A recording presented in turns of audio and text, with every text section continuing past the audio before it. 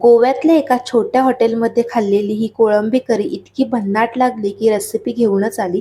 आज तीच secret recipe खास तुमच्यासाठी.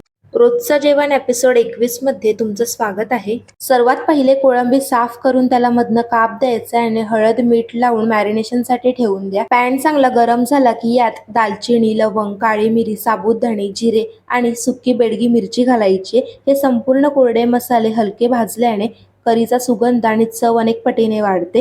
मिक्सरच्या भांड्यात ताजं ओलं खोबरं साल काढून बारीक चिरून घेतले. त्यात थोडं पाणी घालून वाटून त्याचं दूध वेगळं करायचं आणि कोरडं मिश्रण. गोवन करीची खरी चव नारळाच्या ताज्या वाटणातूनच येते.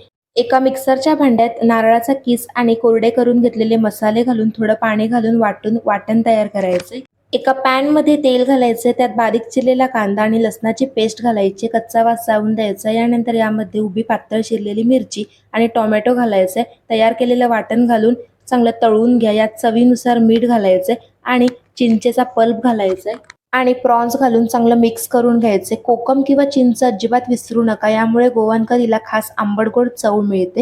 हे संपूर्ण मिश्रण चांगलं तेल सुटेपर्यंत परतायचे. नारळाचं दूध आणि आवश्यकतेनुसार पाणी घालून चांगली उकळी काढून घ्या. फ्रेश नारळाच्या दुधाने अप्रतिम टेस्ट येते.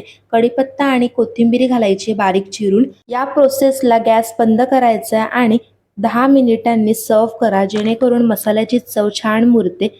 ही गोवन फिश करी घरी नक्की ट्राय करा. धन्यवाद.